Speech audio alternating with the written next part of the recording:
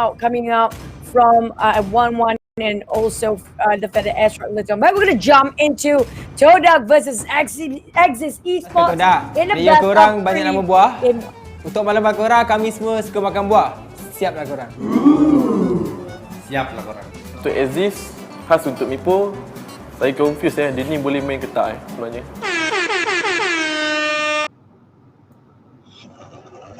Can he play or not? Really? That's savage, guy. That's savage. That's just mean. pure savage.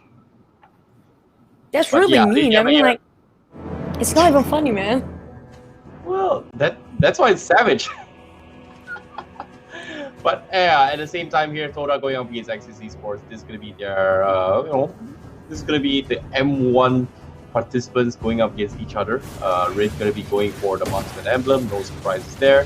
But I'm looking forward to see how Todak plays this draft, because they have played a full sustainable draft here, because every single hero from the side of Todak, except for the Roger, has so much sustainability and mobility in team fights that Axis Esports might struggle a little bit into the late game here. And I feel like Esmeralda will excel against Todak draft, so it's gonna be like, this Farsa is not gonna be able to do much. But let's just see how it goes here. But X-Ray taking some damage here. His HP is already dropped all the way half here. They try to steal the Pathfinder and they will get one.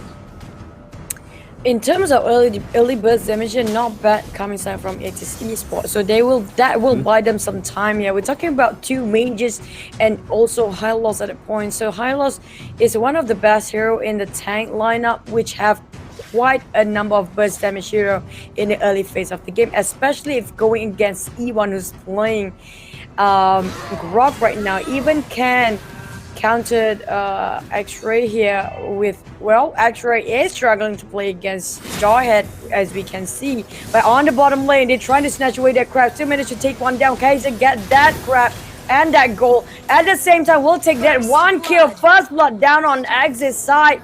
They're getting this game okay for now. The first few phases of the game, the early minute, they got themselves what they need. That damage, that experience, and also goal. But return back on bottom. Chuchu managed to trade it back to almost 0. I'm talking about a little bit advantage on the side of Axis Esports for now, but not too far.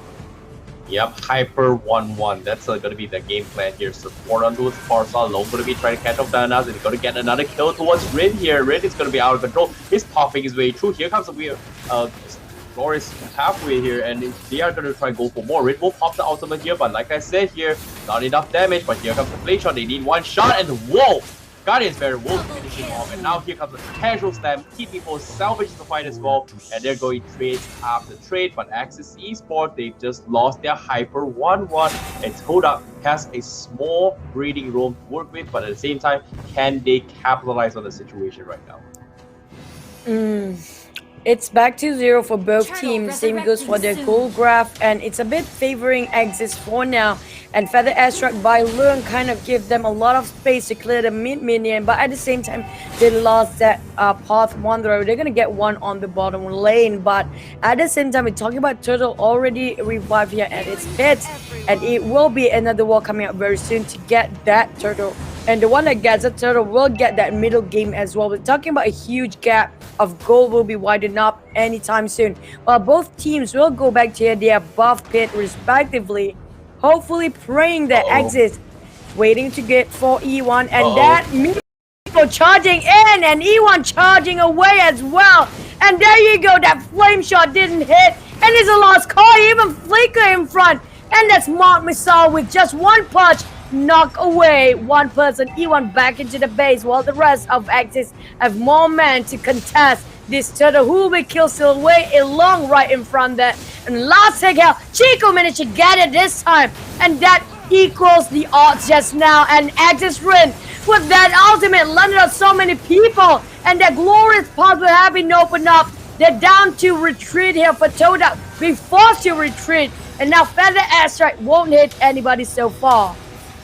Yeah, Axis Esports, they got a little bit greedy there, but at the same time, not greedy enough, because why? They get the kill. Kid Meeple okay with his life, and it's going to give Chico a little bit more gold here. And Axis Esports, they're getting extremely desperate here. They're trying to buy enough time towards the late game here, because Chico, they want to end this game from Saratoga. This Rogers got out of control right now on X-Ray.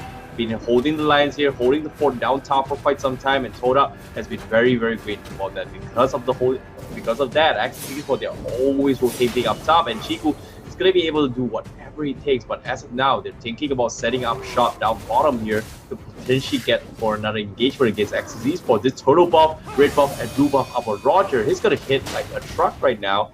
And hopefully he's going to get a couple of kills here before Axis Esports go too crazy. But in this case, Rid, he has both the blue and red buff as well. He's got a lot of kills here, but like I said, both these marksmen don't exactly have bounty hunter here. So they need to be extremely careful when they approach the next few engagements here. They cannot afford to lose their lives right now. But back about how the lineups of the side of Axis is kind of hard to reach.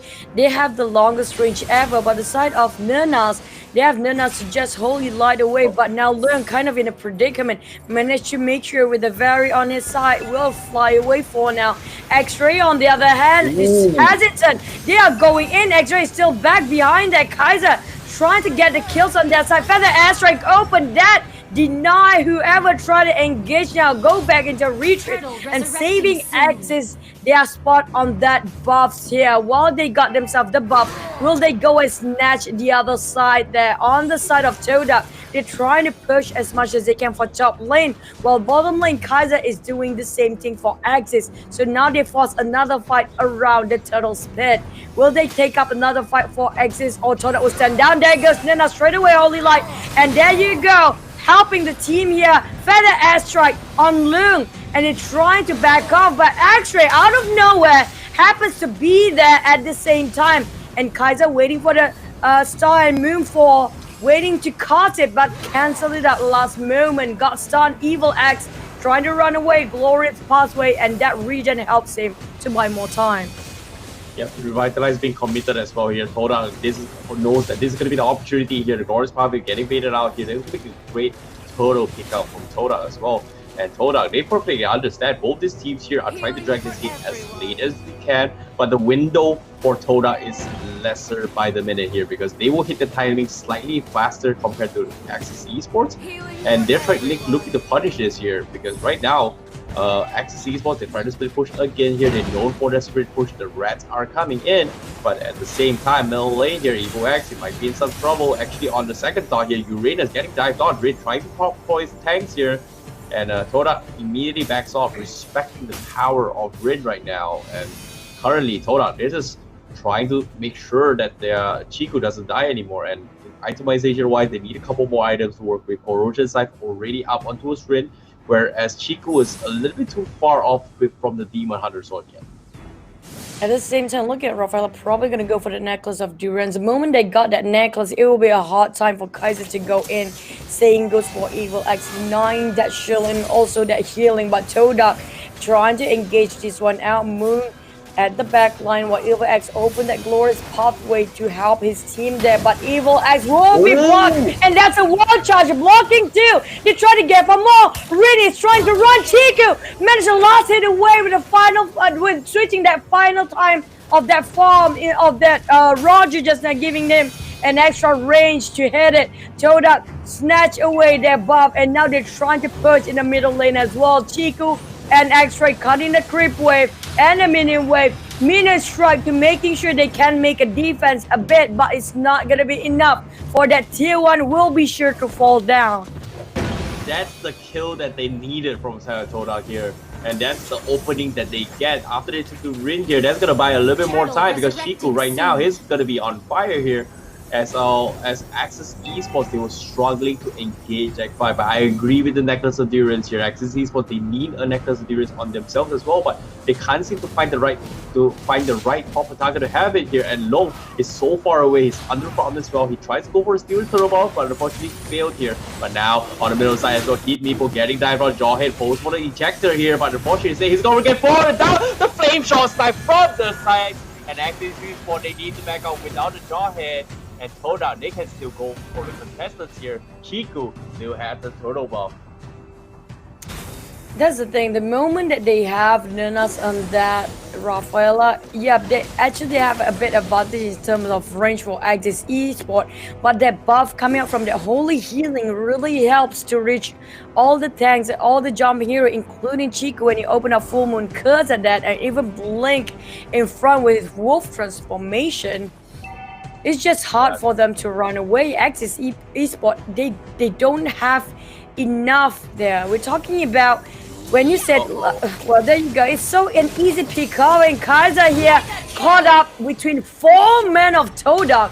Like you say, this I see that they have more sustainability when it comes to longer fights on the side of Todak. Yeah, I definitely agree in that regards. But at the same time as well, I like how they're just hiding away, making sure that Kaiser X can't do much in their kind of situations here, just because of how lack of mobility Esperanto can get against all these kind of situations. But no, the wall charge catching Rain off guard, and that's gonna be dead.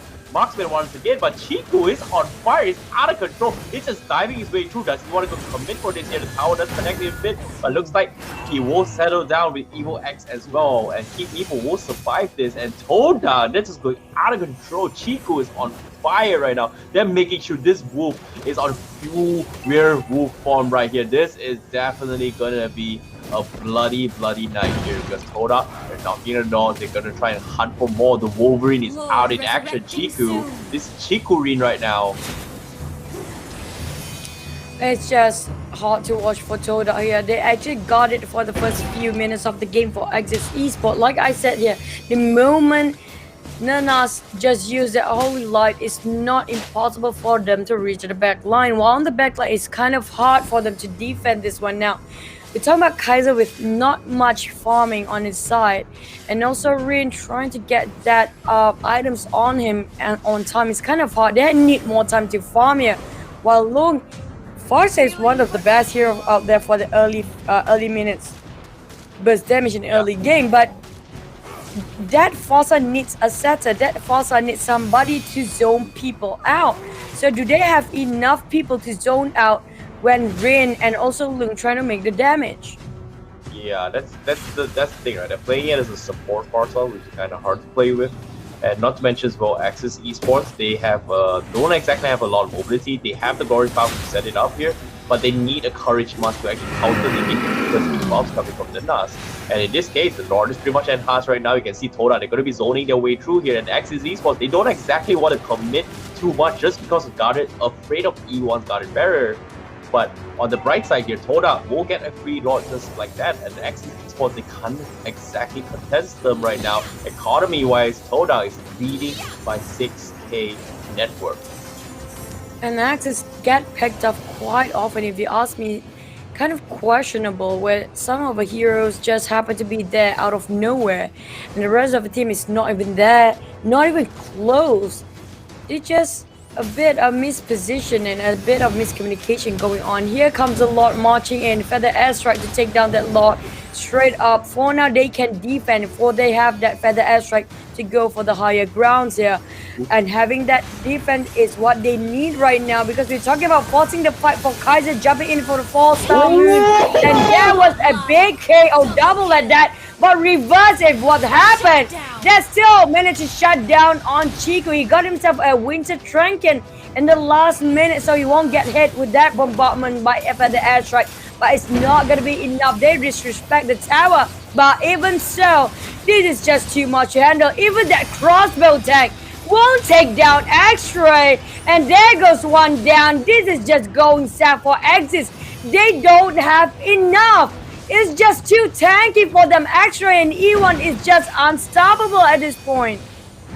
My goodness here, Todak, what a convincing finish here, because right now, Axis Esports, they just respawn. They're gonna retaliate here. The crystal's gonna be halfway. Todak, they cleared out tier 3s here. X-Ray still super tanky, and Axis Esports, they somehow still survive this game. But that huge wall charge from A1 earlier on in that fight, that was a huge one, connecting on a fall, and the damage output was insane just because of how little armor Axis Esports has, just because of how Moon was able to steal all those armor. That huge wall charge pretty much set the entire tempo for Todak to clean out all this here. That was insane, Chu. But at the same time, X-Ray, this guy, is playing on fire. That touch to soak up all the damage being dished out from the side of Red was ridiculous. They need to shut down the Uranus, and the one that keeping it sustainable is actually Nanas, and Nanas is the bigger problem if you look at the bigger picture, because he the one who keep on healing. That healing for everyone sounds annoying, but it helps on the side of Todak. Okay, we're talking about two very tank side of the Uranus, and that wall charge E1 just now, but he can sustain enough. Look at that heals. It's just really buying more time and sustain so much for the side of Todak. Getting after one wall to another. Kaiser got hit with a flame shot, trying to run away with the ultimate, but it will get themselves more defensive. Yeah, again, that feather airstrike really helpful when it comes to defending your base from being marched by these guys here. But how can Todak finish this one off, and can Axis win when they drag the game? They have dragged a little bit more here for Kaiser X to actually come online. In this case, Domus pretty much got his items already here, but Kaiser X, Todak is kiting him perfectly well, and in this situation, Todak can actually help sustain what Kaiser X is going to be dishing out here. Red needs a little bit more items, got a little bit more, but if Axis is what drags this long enough, he might potentially be able to come back from this, but it's all hands on deck on the Red clutching all the damage output here. And so far, like you said as well, the crossbow tanks is pretty much soaked out by X-Ray in this situation here, and this Uranus, like you said, they need to nerf this hero. This hero is ridiculously tanky, and by far the tankiest tank in this entire game so far. And next to it is going to be Grok as well, and potentially Grok might be nerfed in the next following patch to come. So right now, this is the best time to abuse Grok, but when the next patch hits, Grok is going to take a huge toll once again. I feel sorry for Grok. He doesn't even need that nerf from the start, but now trying to get that KS on Evil X. They reset the lock for the side of Todak and force that fight. That was a nice combination. Dropping the hammer from Todak, baiting the side of Axis. That's a lot of wall charge, and a huge one. And Axis trying to force themselves back to the base, yet they lost Ren. That's not much damage came out from them, and Chico managed to take one down. Evil X will not get away from that open fire, and with transformation coming from that Raja, finish off them. And Meepo smart Musal away whatever he can, even he jack on that, but that's the end of it. Wall charge finish off by E1, and Kaiser is just gonna fall off in the last minute, which he didn't, and that's game one taken away for Todak.